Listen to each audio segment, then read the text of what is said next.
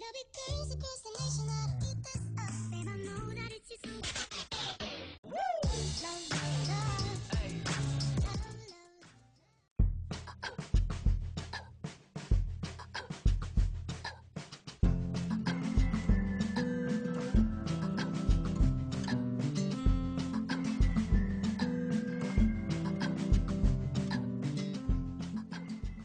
Você conhece a RB10?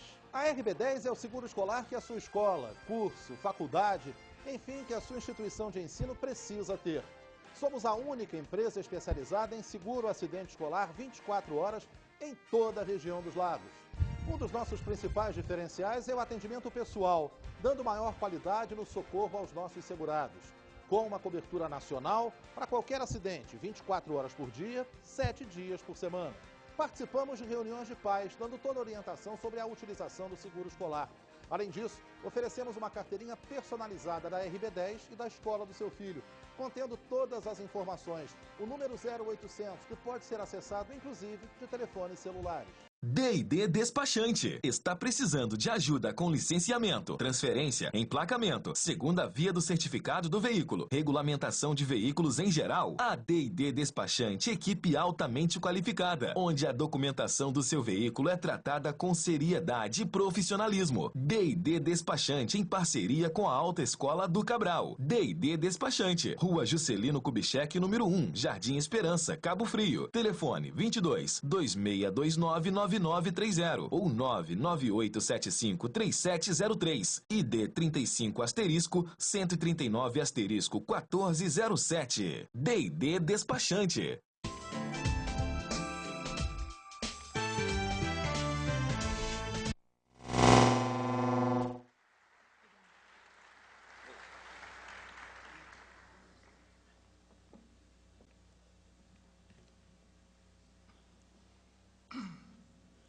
Bom dia, senhoras e senhores. Vou gastar meu último filetinho de voz para conversar com vocês. E nós temos um tema muito importante para trabalharmos, que é a construção da visão de mundo. Eu gostaria de ver os slides que eu vou apresentar.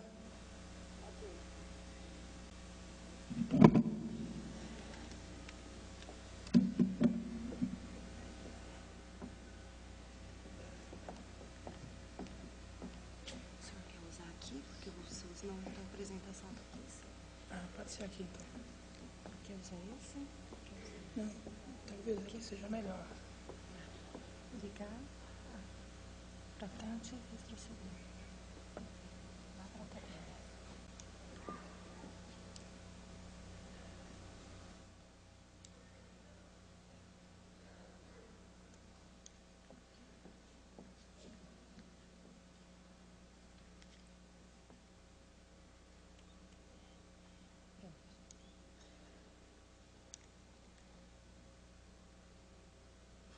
Acho que é melhor deixar colocar no... Passou ou não? Talvez se deixar no manual, no notebook, fique melhor.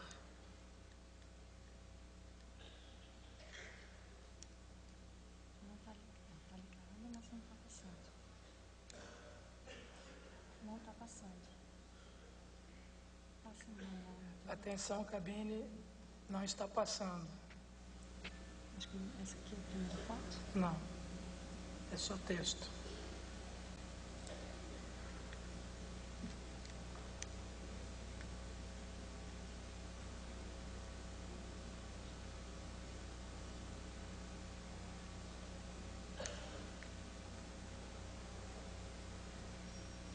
Cadê o técnico?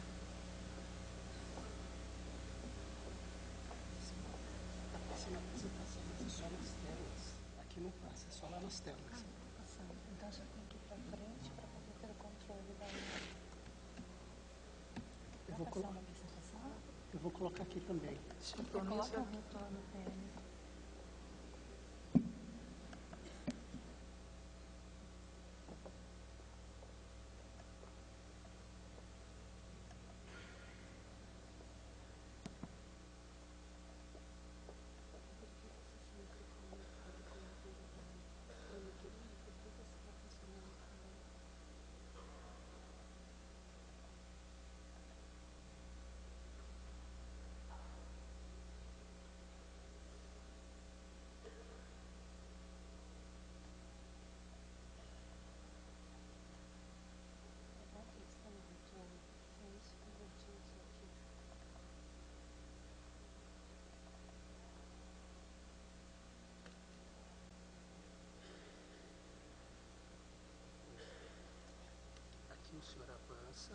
senhor retrocede. Tá, Apertou, espera um pouquinho, avança. Apertou, espera um pouquinho e volta. ótimo. Ok? Deixa eu ver o seu microfone. Tá na cintura.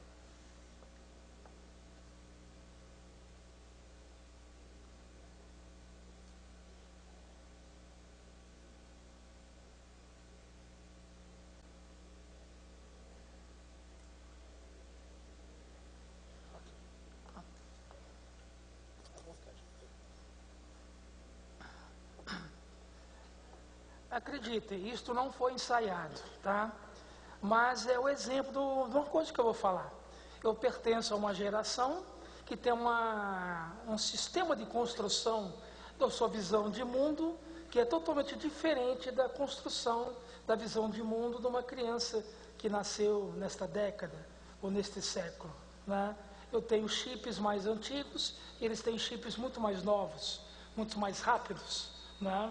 E a minha construção da minha visão de mundo, que já dura essa construção há 64 anos, passou por processos totalmente diferentes daqueles que uma criança hoje em dia passa. É sobre isso que eu vou conversar com vocês. Essa construção de mundo que nos leva, neste momento, a termos uma coisa muito importante que Serge Le Beauvici, no século passado, chamou de representação social. E nós compartilhamos representações sociais as mais diferentes possíveis. Exemplo, maioridade penal, a modificação do Estatuto da Criança e do Adolescente, a modificação do ECA. Alguns querem reduzir para 16 anos a idade penal. Não vou entrar em considerações específicas. Outros querem manter, alguns já estão falando que se abaixar para 16 daqui a 10 anos, vão querer abaixar para 14, depois para 12 e assim por diante. E outros falam que não tem que mexer nada no ECA, que ele está lindo e maravilhoso, como é lindo e maravilhoso, na década de 90 quando ele foi feito, e não vê necessidade de ajustes. São representações sociais. Representação social é uma ideia, em geral não científica, que um grupo de pessoas, por proximidade etária, geográfica, profissional, social ou patológica, adota e faz uma pressão na sociedade. E a pressão na sociedade é uma coisa muito importante. Nós temos em Brasília 583 parlamentares. Eles funcionam na base da pressão. Se pressionar muito, eles mudam. Se não pressionar, eles fazem o que querem. Então, a participação social, a presença de pessoas como os senhores e senhoras hoje aqui, é que levanta na sociedade a necessidade de fazer pressão para as posições corretas, para aquilo que precisa a sociedade. É assim que funciona uma representação social. Outra questão que depende de representação social.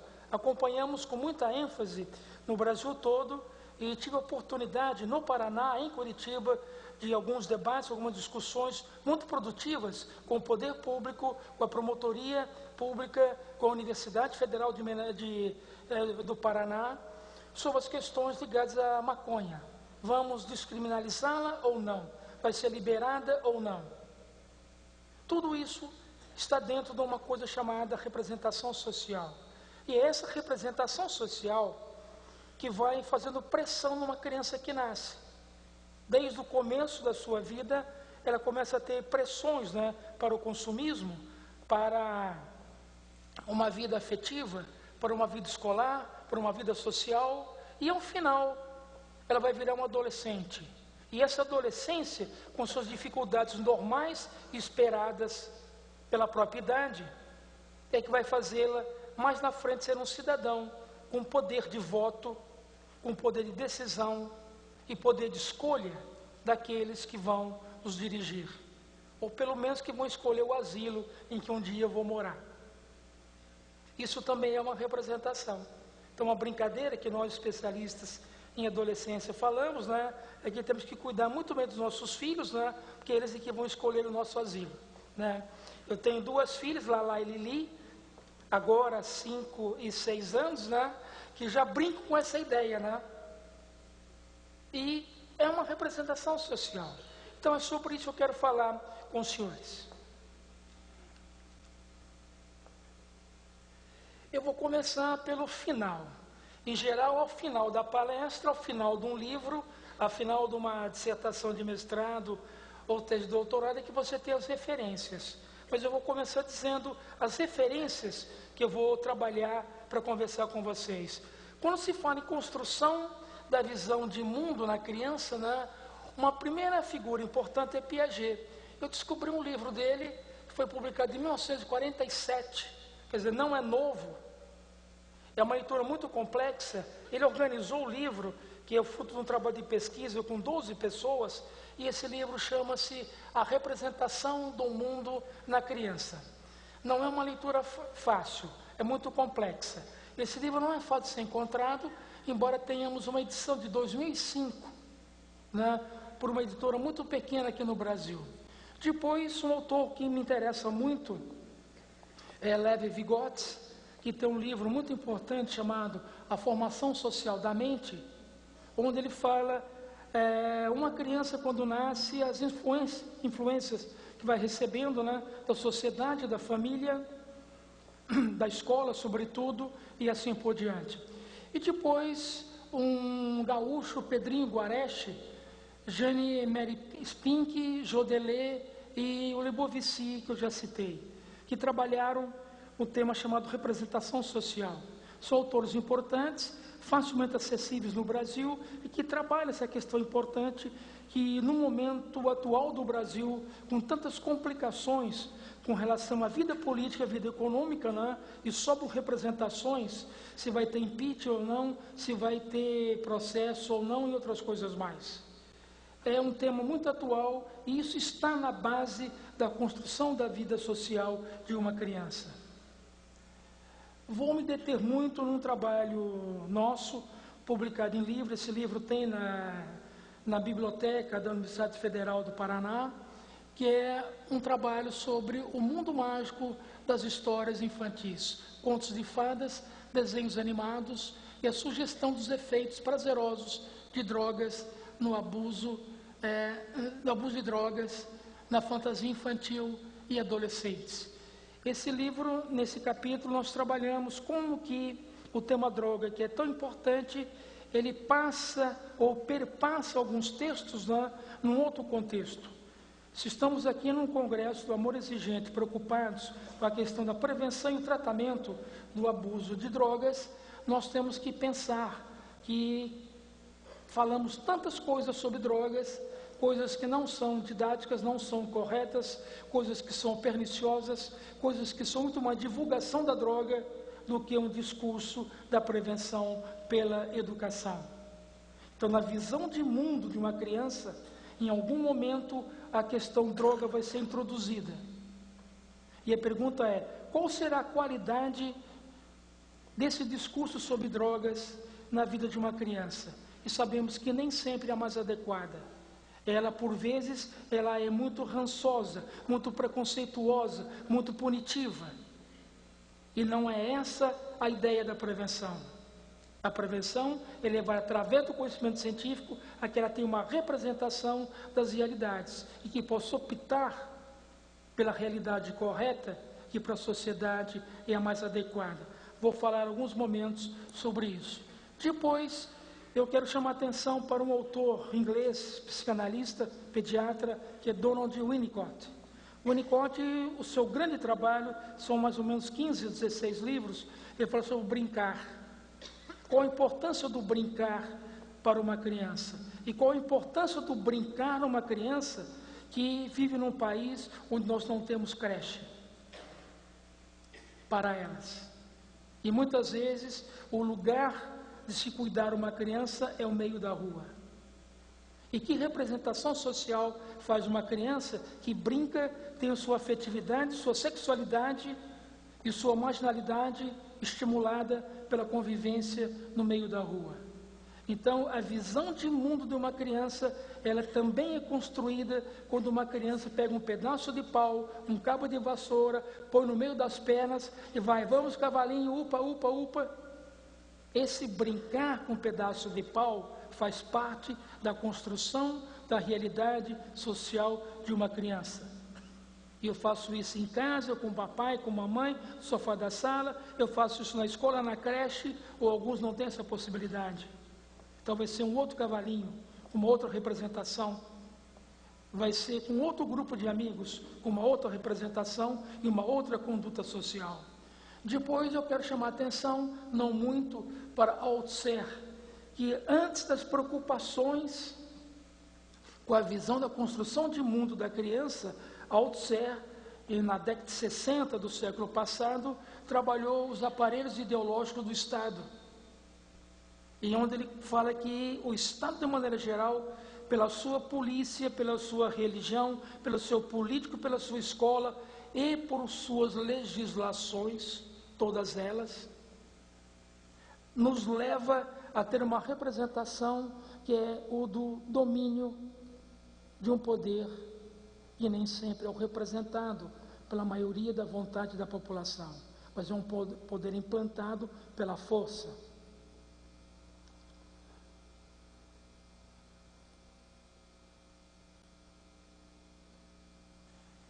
Exemplos práticos do que eu estou falando, da construção da visão de realidade de uma criança. Já faz muito tempo, talvez vocês não se lembrem, mas depois que o governo Fernando Henrique acabou, veio uma eleição presidencial e tivemos os candidatos Lula e Serra disputando em 2002. Eu vejo todas as propagandas de televisão, eu anoto tudo que os políticos falam, porque com alguma frequência em congresso, em aeroporto, em seminários em Brasília, trabalho do governo da minha universidade, eu me encontro com eles e cobro, falo, discuto e tal.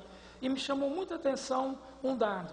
Quando a eleição já estava praticamente definida, né, para as pesquisas de opinião, que o Lula seria o vencedor e o Serra perderia, né, os resultados pré-eleitorais davam a vitória do Lula e o PSDB, na época eu assessorava o governo do Estado, eu tive esses dados, vendo que a eleição estava perdida, resolveu fazer algumas pesquisas já pagas para ver por que o Serra estava tão mal posicionado, que não era esperado para eles. E os resultados mostraram, né, que o adulto tinha uma visão de mundo diferente que o Lula trouxe da questão social, a reinserção social, o equilíbrio social, e que isso fez a cabeça das ideias, a cabeça dos eleitores, e ele foi eleito.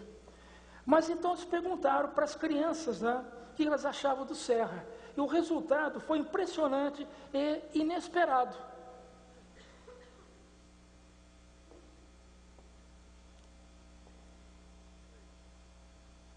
Isso. E o resultado dessa pesquisa, o que crianças pensavam dos candidatos lá, foi o seguinte: 7% das crianças aprovavam o Serra. Esse dado não tem nenhum valor, porque todos os candidatos tiveram 7, 8, 8,5, quer dizer, a criança não se detinha em ninguém. A criança em si não votava em ninguém, não escolheria ninguém. Mas o dado interessante foi que a rejeição de Serra pelas crianças foi de 90%. E a rejeição para os outros candidatos era 2, 3, 3,5%. Então, aí veio a pergunta: por que o Serra, José Serra, atual senador por São Paulo, era tão rejeitado de maneira discrepante pelas crianças, né? E aí, então, eles partiram para uma pesquisa qualitativa, né? Que a criança falou que o Serra não gosta de crianças, o Serra maltrata crianças. Bom, nunca tacaram o ECA em cima dele, nunca, pelo contrário, tem projetos interessantíssimos na área da infância e tal. Um projeto dele de alteração do ECA foi aprovado agora pelo Senado. Isso não condizia com a realidade intelectual, factual, né, do candidato. Quando fizeram, então, uma avaliação retrospectiva, viram o seguinte: é que Serra era o ministro anterior de saúde do governo Fernando Henrique. Como ministro da Saúde, ele participou de todas as campanhas de vacinação. contra poliomielite, sarampo, gripe, resfriado, leishmaniose estava chegando no Brasil, né? A dengue era um detalhe, já se falava em vacina para ela. E como é que aparece alguém numa vacinação, né? Criança sempre chora, né? Então, o candidato José Serra, ex-ministro da Saúde, fazendo o seu dever como ministro, incentivando a vacinação, né? Era visto uma criança no colo, botando gotinha na língua da criança e tal, e a criança chorava, outra dava risada e tal, mas para a criança ficou a representação social de que Serra maltrata crianças. Bom, essas crianças já estão em idade de votar, né? Não sei se mudar a representação, tem que acompanhar isso, aí já não é mais da minha alçada, nem do meu interesse, né? Mas o que eu quero trazer para vocês é que isso é uma representação social. Não é uma representação verdadeira de que o candidato maltratava crianças, mas a representação que é verdadeira de que ele maltrata. A representação, não o fato. Então, quando eu educo uma criança, eu não tenho muito controle sobre o produto da minha educação, sobre o impacto da minha educação. Eu vou ter lá na frente o resultado, que vai estar na estatística policial, ou da saúde, ou da escola, ou da educação, ou da atuação comunitária, né? Então, isso daí é um exemplo. Vou dar mais dois.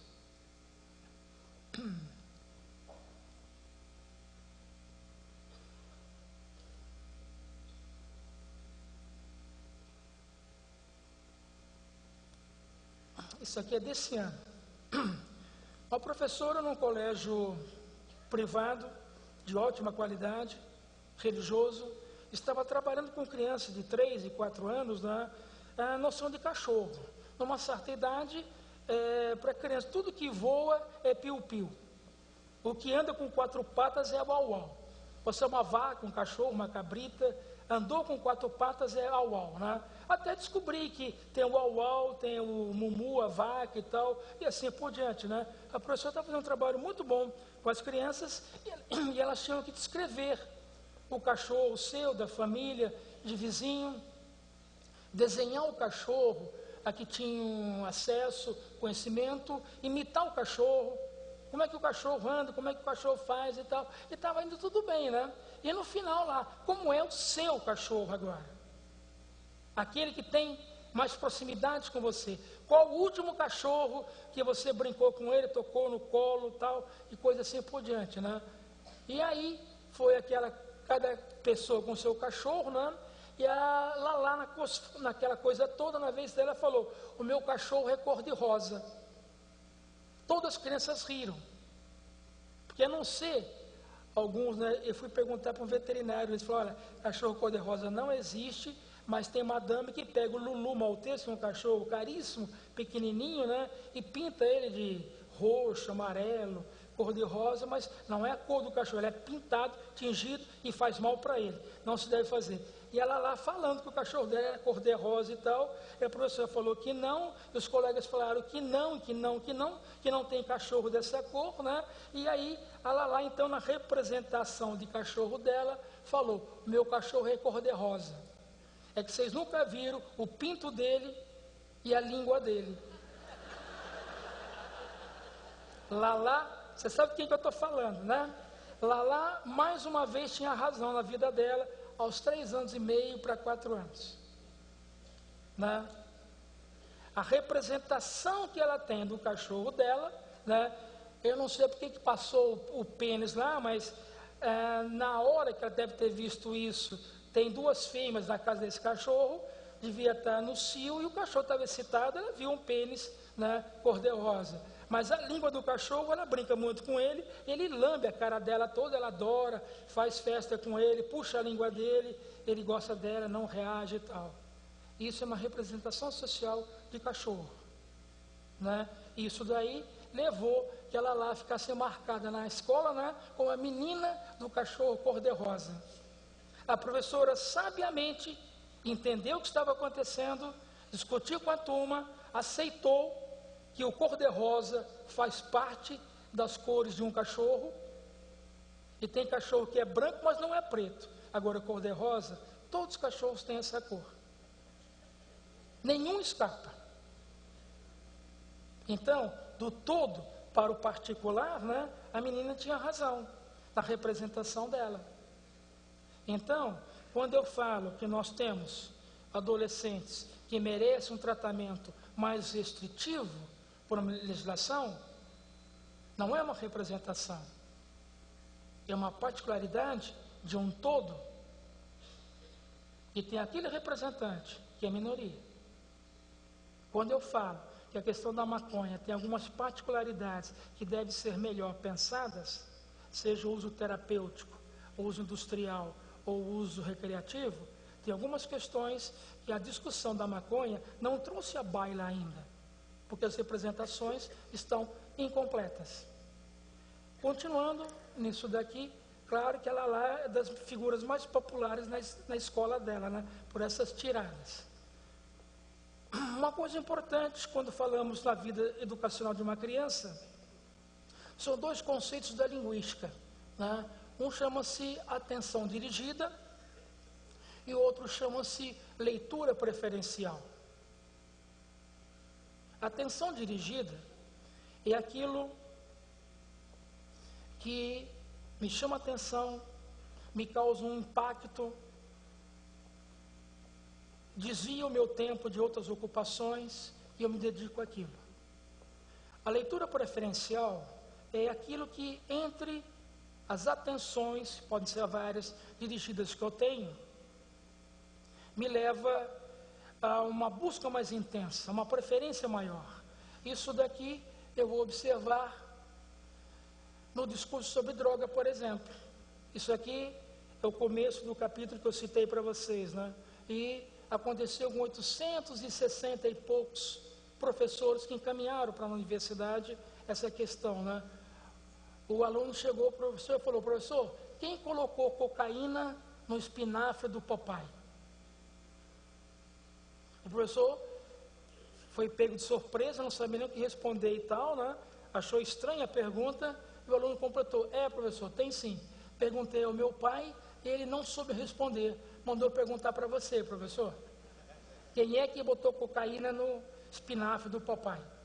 E um outro aluno falou: deve ter sim, professor, pois o papai fica forte só depois de comer o espinafre.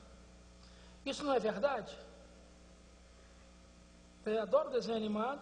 E o papai, ele apanha do Brutus o tempo todo e no final o papai vence, né? Só depois de comer o seu espinafre. Outros exemplos semelhantes, né, ligados ao discurso da droga, com atenção dirigida e leitura preferencial. Alice no País das Maravilhas toma LSD, aquele chá que o coelhão dá para ela tinha LSD. Lewis Carroll não tinha essa preocupação, mas dá para entender claramente que aquilo é um efeito, uma viagem alucinógena, né, lisérgica. A lasanha do Garfield tem drogas, e ele adora lasanha e fica lá dormindo o tempo todo, né? O que tem na poção mágica do Asterix? A tribo dos gauleses, né, fica forte e tal, quando toma aquela poção mágica. Isso tem uma sugestão de uma droga estimulante? Sim, claro que tem. A Branca de Neve tomou overdose de quê? Naquela maçã que ela dormiu o tempo todo. E precisou do príncipe, né, para acordá-la. E o que tem no caldeirão da Madame Mim e da maga patológica, né, que tem aquela coisa toda lá. Isso daí, isso tudo, né, nos remete a como que as famílias trabalham essas questões. Não só da história em quadrinho, do conto de fadas, mas as histórias da realidade. Como que a escola trabalha isso tudo? E como que o ambiente social em que vivemos vão impactar isso na criança. É dessa interação da família, com aquele perfil dela, da escola, com aquele projeto político-pedagógico que ela tem, e do ambiente social em que todos estamos imersos, e que vai sair a construção da visão de mundo de uma criança. E nem sempre nós colaboramos para que tenha uma visão de mundo a mais saudável possível, né? E aí, então, nós voltamos para o Vygotsky e para o Piaget e vamos nos lembrar de algumas coisas básicas das suas teorias, né? Que é falar sobre o desenvolvimento da linguagem. Nós nos comunicamos através da linguagem. Eu mudo quieto e calado, estou também me comunicando, que eu não quero me comunicar, me deixem calado. Tem alguns que, ao longo da vida, preferem essa posição. Não é necessariamente uma omissão, é uma opção, muitas vezes. E tem alguns que não pedem chance para falar, né? Qualquer que seja a coisa. E é esse desenvolvimento de linguagem que está na base da construção da visão de mundo, porque é ela que vai me trazer o desenvolvimento cognitivo. E é aquele que eu vou aprender e vou exercitar ao longo da minha vida. Para isso tudo, na vida de uma criança, é fundamental ouvir e contar histórias. E qual é a oportunidade que a maioria das nossas crianças tem de ouvir e de contar histórias? Algumas têm um colégio que proporciona isso, algumas cidades têm trabalhos sociais de contadores de história por aí, mas tem pai e tem mãe que não tem como contar história, né? Sai de casa às 4 da manhã para pegar o ônibus das 5 para chegar às 8 no emprego. Ele volta às 11 da noite e a criança já está dormindo. Dormindo não vai poder ouvir história, e ele cansado não vai poder contar história. Isso cerceia uma parcela da nossa clientela, digamos assim, infantil, que não tem acesso a uma coisa importante, que é ouvir e contar histórias. Do mesmo modo, né, ler, ver filmes e desenhar é uma coisa fundamental. E a nossa falta de creches. Durante muito tempo eu discuti, fiz parte de comissões e tal, do MEC inclusive, para a questão de universidades, abrir mais vagas, mais escolas universitárias, mais pós-graduações, mais doutorados, mais mestrados, né? Hoje em dia eu descobri que não é que eu perdi tempo, mas eu gostaria de ter a ideia que eu tenho hoje de representação social para ter, na década de 70, 80, que eu tinha esses cargos, né? Eu ter pedido muito mais creches. Não que quisesse diminuir a universidade, mas eu acho que era muito mais importante ter um número de creches que nós não temos ainda. Prometeram nas campanhas, mas não cumpriram, e estão correndo atrás. A creche é onde fica uma criança, enquanto o pai e mãe estão se deslocando dos grandes polos, dos grandes centros metropolitanos para trabalho. E essa criança que não está na creche, ela está presa em casa, com a chave fechada para não ir para a rua. Em geral, com a irmã mais velha cuidando. E essa irmã mais velha não foi para o ensino fundamental, para o ensino médio, para cuidar do seu irmão menor. Ou, o que é muito comum, e bombeiro conta muito isso para a gente, a polícia militar. Criança que se acidenta em casa, pega fogo na casa, porque foi esquentar comida, foi aquecer o ambiente e tal, e está com fogo na casa. Ou a família sai para trabalhar e bota as crianças todas fechadas fora de casa, à mercê da violência, criminalidade e outras questões mais. Então, isso aqui me leva a ter uma construção de visão de mundo, né? Que mundo? Que é cruel comigo? Que não é efetivo comigo? Que me persegue? Que me pune? E é isso daqui que vai desenvolver essa linguagem que eu já falei anteriormente. É isso daqui que vai desenvolver a cognição dessa criança. É isso daqui que vai construir a visão de mundo na vida dessa criança. Brincar, brincar e brincar, foi o que o Winnicott falou. Inúmeras vezes ele tinha um programa, foi o primeiro sujeito a fazer um programa de rádio, depois de televisão, dando orientação para a mãe. Não tinha isso nos anos 50, né, na Inglaterra, nem no mundo, né? Ele brigou, conseguiu um horário e tal. Ele falou: olha, eu quero falar para a mãe. Eu não quero falar como fazer mamadeira, como esterilizar a chupeta, eu quero falar sobre a vida social e afetiva e sexual das crianças, né? E sempre ele falava, né? Você não sabe o que fazer com a criança? Brinque, brinque, brinque com ela. Cansou de brincar? Brinca mais um pouco. Agora deixa ela dormir e volta a brincar. Então ele falava claramente que quando a criança brinca com um pedaço de pau, brinca com uma boneca, essa criança está reproduzindo toda a vida dela, com melhores valores. Está construindo toda uma projeção de como que deverá ser quando tiver os seus próprios filhos. O brincar traz para a criança respostas aos seus medos, traz respostas às suas inseguranças, tornando-a uma figura mais estável e mais equilibrada.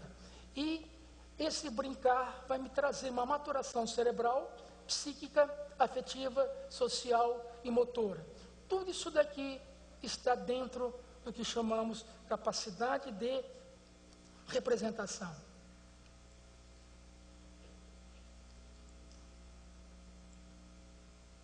As representações, chegando agora nelas,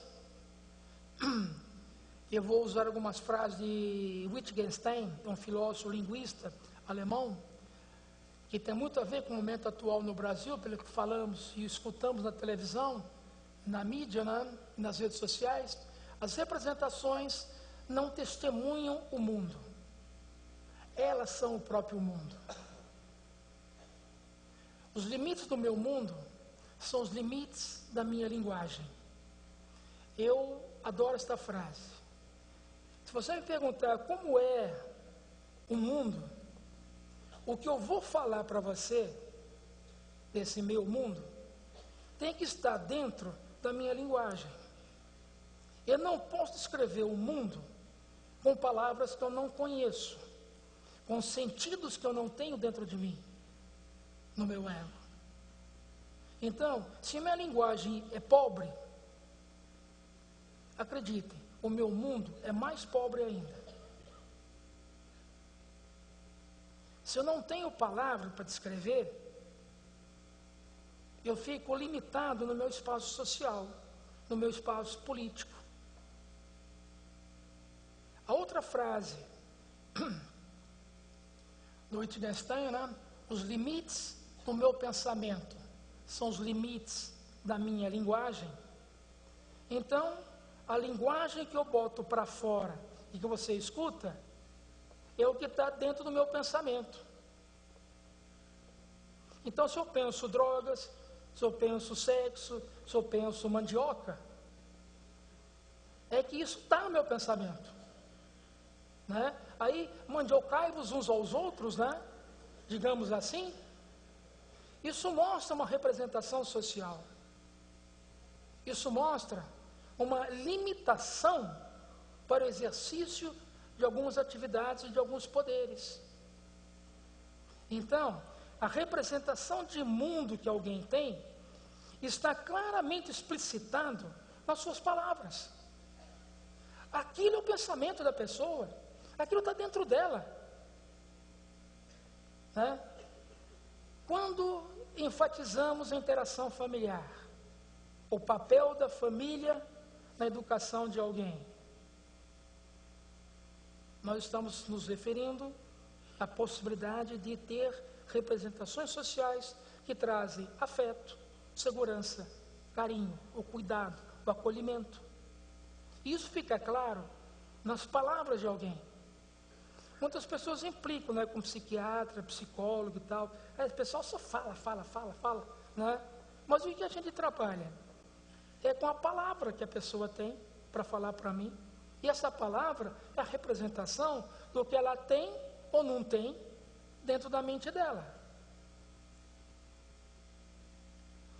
Aí, pegando isso daí da linguística e vindo para a sociologia ou para a psicologia social, ou Lebovici, né?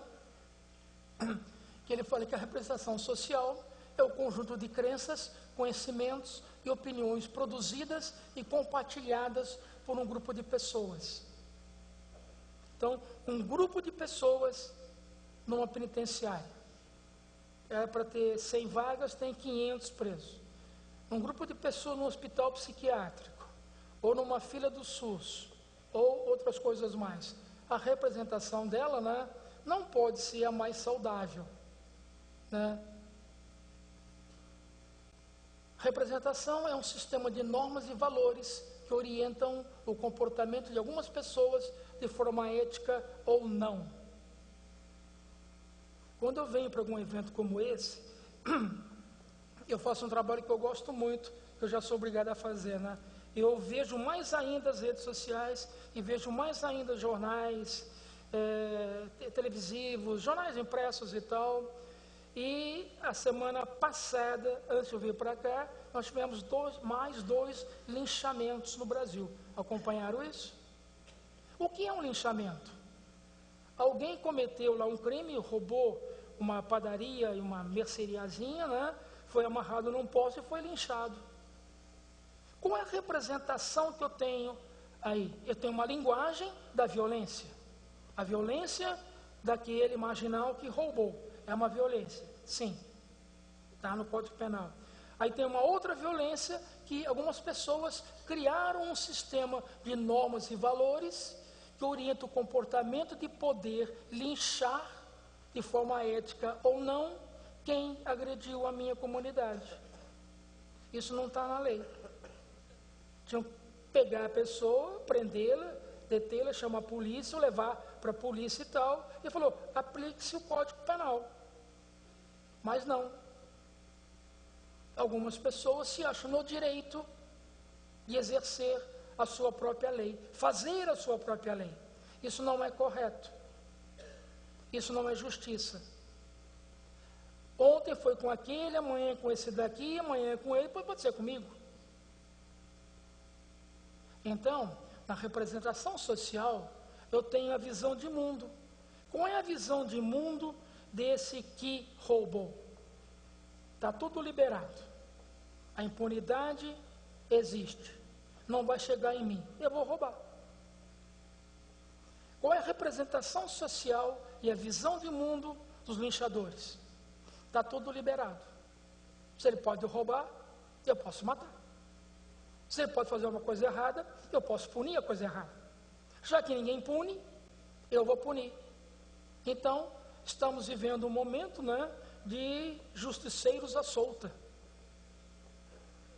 Isso não é bom para o equilíbrio da sociedade. Isso é um grande dano para a sociedade. E representações sociais sobre a questão Lava Jato, né? Leniência para todas as empresas envolvidas com a corrupção. Não, não pode, porque vai ser impunidade. Aí, então vai ter que fechar. Se fechar, vai ter desemprego. Não há ninguém que traga um dado matemático, científico, né, da econometria, da sociometria, do direito, para dar os valores reais. Então, conversando com pessoas da área, advogados, promotores, eu falo, olha, é tão confusa a coisa que ninguém sabe se vai ajudar ou vai dificultar. Temos que esperar mais informações ainda. Representações sociais. De maneira geral, podemos dizer, então, que uma representação social é o conhecimento popular, não científico, compartilhado por grupos de pessoas, por proximidade geográfica, profissional, social e de interesses. A maioridade penal, que eu já me adiantei, né, tem suas representações do que devemos fazer com relação ao ECA, a descriminalização da maconha, que eu já me adiantei também, né, que temos as questões do uso terapêutico, que me parece tranquilo, é onde há mais consenso na representação social da necessidade de aceitar o uso da maconha para o uso terapêutico. O uso terapêutico não é fumando, tá? É tirando da droga, da folha, um medicamento farmacologicamente ativo na forma de líquido, comprimido ou injeção. O uso recreativo é a maior questão, o uso industrial já tem alguma coisa mostrando a sua inviabilidade comercial. Isso tudo nos remete a uma outra questão. Criando assim, nesse mundo, onde várias representações convivem, e conviver com representações diferentes é uma coisa saudável, A nossa educação brasileira, pela lei de diretrizes e bases, prima pela educação para a diversidade. Temos que conviver com curitibanos, atleticanos, corintianos, palmeirenses, flamenguistas e tal. Isso é inevitável. Temos que conviver com a direita e com a esquerda, e tudo isso é saudável. Temos que conviver com todas as facções e pensamentos e ideologias da sociedade. Todo mundo ganha com isso. E é isso que vai nos dar uma visão de mundo.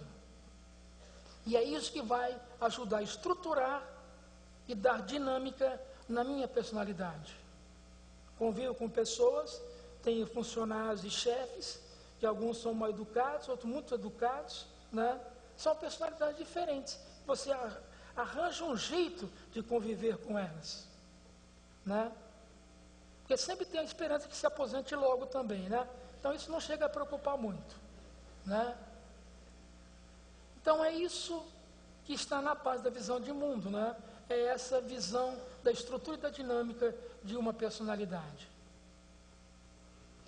Voltando à criança agora, construindo a sua visão de mundo. Ela, num certo momento, né, tudo é fantasia para ela.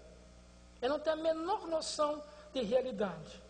Realidade para ela é quando ela está com fome. Ela faz uma cara, ou ela grita, ou ela chora, e logo aparece uma comida, né? Um Deus Salvador aparece na vida dela. Ela está suja, alguém desconfia, vai lá, limpa, ela fica feliz da vida, né? E, num certo momento, ela começa a descobrir que tem coisa que é real e coisa que é fantasia. Tanto que um momento super interessante, né, da vida de uma criança é quando ela chega para você, fala alguma coisa para ela fala assim, mas pai, isso é de verdade? Né? É um momento que eu acho assim, maravilhoso, né? Porque na mente dela eu consigo imaginar, pelo que os autores da neurociência hoje em dia, famosos e tal, falam para a gente, né? Tal área cerebral começou a se conectar com tal outra área cerebral, e a memória dela está trazendo uma dúvida crucial para ela, né? Se isso é da fantasia, que ela pode sonhar de maneira irresponsável, acordada, ou se ela for realizar isso, ela vai cair, se machucar, vai ser punida. Num certo momento, ela tem essa preocupação, né? Se aquilo é real. Filho, nós vamos voar e tal. De verdade? Não. Quer dizer, sim. Nós vamos para a praia, mas vamos de avião. Ela não vai voar. Quem vai voar é o avião, mas vai estar dentro. Então ela começa a trazer para a vida prática, né, cada vez mais a questão da realidade. E nesse momento você traz para ela um conjunto de decepções, né? Por exemplo, Papai Noel, né? Tem criança que chora semanas, né? Quando descobre que Papai Noel não existe, né? Tem pai e tem mãe. Eu tive em consultório uma criança de 9 anos, que ela descobriu aos 9 anos que Papai Noel não existia. E o pai falou, eu não tinha coragem de contar que não existia, né? E quando a criança foi humilhada e sofreu bullying na escola, trocou de escola, porque aos 9 anos ainda acreditava em Papai Noel, é que a coisa ficou grave e foi para a terapia, né? Olha a questão da fantasia e da realidade. Alguns demoram para entrar na realidade, né? Papai Noel aos 9 anos é grave, mas não tanto, né? Agora tem alguns que politicamente estão aí os 70, 80 e não entraram na realidade ainda. É uma outra história. Mas tem também a ver com o que eu falei antes, da representação social, né? E isso daqui, depois vem o coelho da Páscoa, né? Que é menos traumático, mas a criança também começa a fazer uma confusão com isso, né? E a cegonha, né? Alguns acham até ótimo, né? Ah, que bom que não tem cegonha. Então deve ter outras vantagens, né? Não ter cegonha. Depois, num certo momento, né? A criança, ela imita tudo que vê em filme, novela, televisão e tal, e ela não sabe da realidade daquilo, como que foi produzido e tal. Isso traz riscos, né? De risco físico, quebrar dente, se machucar e tal. E todos nós conhecemos essa criança que está na literatura, consultor pediatra sabe muito disso, né? Criança que vê lá o Tom e o Jerry, desenho animado, brincando, né? que o Tom esmaga lá o rato e tal, depois dá uma sacudida, o rato está novo de novo, né? E aí a criança vai lavar o gato, vai botar o gato no micro-ondas, né? Tem 2 casos, consultório de um menino e uma menina que botaram o gato no micro-ondas, né? Que lavaram o gato, a mãe ficou brava, ela foi secar o gato, né? A ideia era até boa, né? Mas o bicho quase morreu.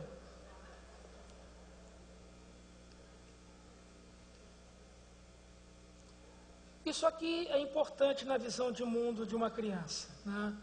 Até os 7 anos, a criança acumula mecanismos cerebrais, psicológicos para entender o futuro. Ela leu o Pinóquio. Ela entendeu a posição do Gepeto, né? Que o Pinóquio mentia muito, né? Entendeu por que o nariz do Pinóquio crescia, né? Isso tudo é uma fantasia, né? E você começa a trazê-la para uma realidade. Se você mentir, o seu nariz vai crescer.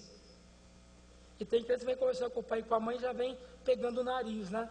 Para ver se está crescendo, que ela vai contar uma história que não é bem o que é o correto. E essas histórias têm sempre um fundo moral, filosófico, saudável, que deve ser explorado pela família e pela escola. Até os 7 anos, a criança mantém o padrão de detalhes das histórias que ouve e dos filmes que vê, né? Eu ainda passo por essa experiência. Eu tenho 2 filhas adotadas, que nunca escutaram história na vida. Foram moradoras de rua. Vieram para casa, tudo aquilo que eu acredito, que eu leio, que eu pratico, eu apliquei nelas, né? Então, haja filme, haja história, dança, tal, né? E eu comecei a minha vida de contador de história, né? Todas as histórias, né? Gata Borralheira, Pinóquio, tal, Branca de Neve e tal. E eu não decoro a história, né? Quando eu mudava sem querer um detalhe, né? Precisa ver a bronca que as 2 davam. Levantava, estava quase dormindo, né? Levantava, ficava sentado. Não é assim, você errou. O lobo mau não falou isso. Falou o quê? E elas sempre tinham razão. Ou seja, você não pode mudar a história. Por quê? A repetição, para ela, é importante. Testa a memória dela, testa a cognição dela, dá segurança de a coisa realmente é assim. E aí, lá para os 8 anos, ela aceita alguma modificação.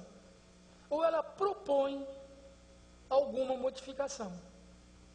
Então, isso daqui é uma coisa fundamental na construção de mundo dela. Aos 8 anos, elas começam a flexibilizar esses padrões. E meninas fazem isso muito antes do que os rapazes. Todo mundo sabe disso, né? Aí a criança vai descobrir que a ficção tem suas próprias regras.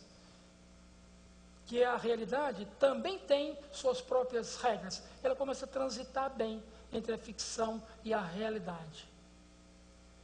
Começa a dominar a estrutura da língua que fala.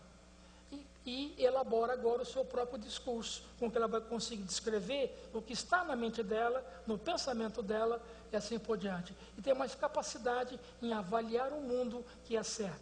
Agora, ela tem uma leitura de mundo, que é uma leitura dela, e não mais a do pai e da mãe. Entende ironias, metáforas, duplo sentido. A nossa vida é cheia de duplo sentido, né? Duplo sentido é o nosso dia a dia, né? E eu tenho um país que tem como lema Pátria Educadora. 33 dias depois de apregoado, cortaram 600 milhões de reais por mês da verba do MEC, que é o órgão educador da pátria. O resto da vida eu vou usar a mandioca e essa pátria educadora como exemplo em cursos. Porque se era para ter a pátria, não podia ter esse corte. Se era necessário ter o corte, não podia dar esse nome. Tem 2 coisas erradas. Não é um erro, são 2 erros. Se erraram tanto assim, é porque não tem projeto. Se não tem projeto, entrega.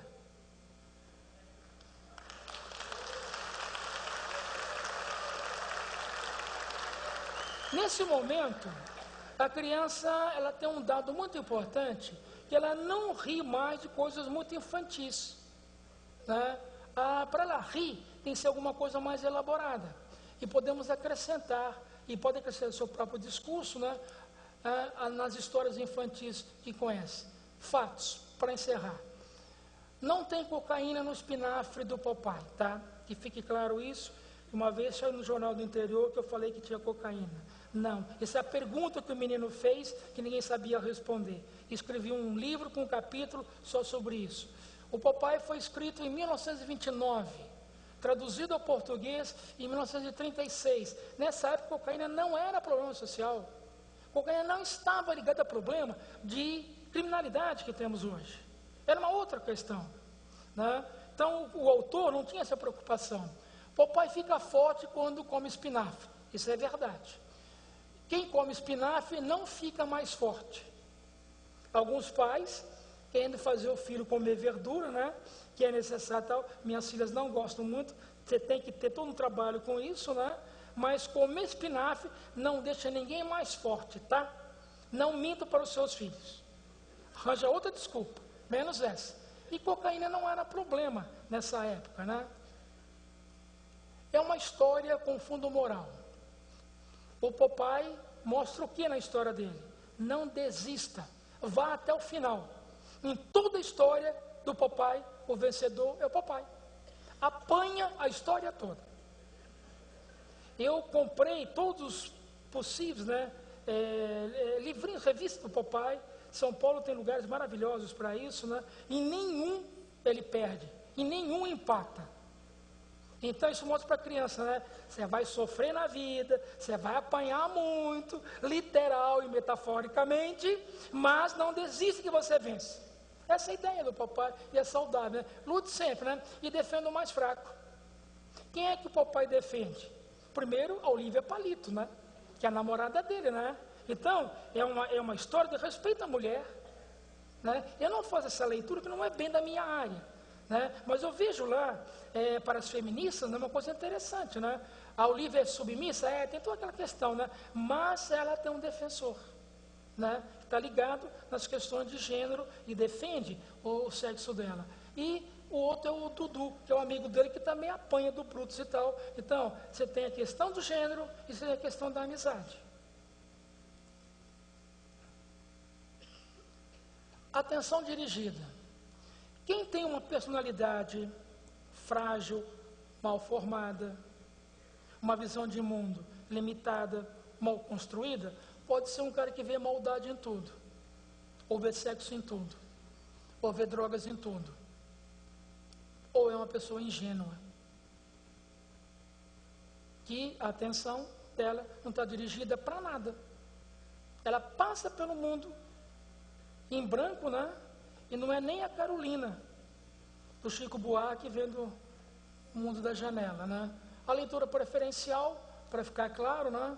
Se você mandar uma criança na padaria comprar fubá, arroz, óleo e sorvete, se ela esquecer alguma coisa, com certeza não será o sorvete.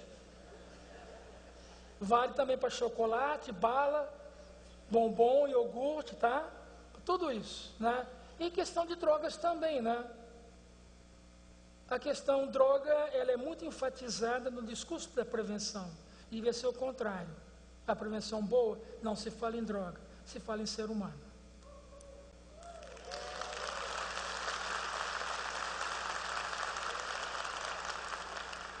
Então, essa atenção dirigida, essa leitura preferencial, são determinadas pela linguagem desenvolvida. E família, escola e meio social desenvolvem essa linguagem. E essa linguagem constrói a visão de mundo da criança. Obrigado, gente.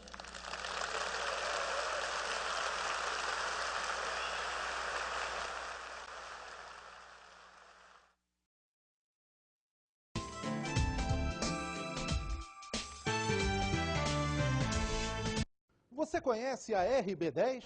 A RB10 é o seguro escolar que a sua escola, curso, faculdade, enfim, que a sua instituição de ensino precisa ter. Somos a única empresa especializada em seguro acidente escolar 24 horas em toda a região dos lagos. Um dos nossos principais diferenciais é o atendimento pessoal, dando maior qualidade no socorro aos nossos segurados. Com uma cobertura nacional para qualquer acidente, 24 horas por dia, 7 dias por semana. Participamos de reuniões de pais, dando toda a orientação sobre a utilização do seguro escolar. Além disso, oferecemos uma carteirinha personalizada da RB10 e da escola do seu filho, contendo todas as informações.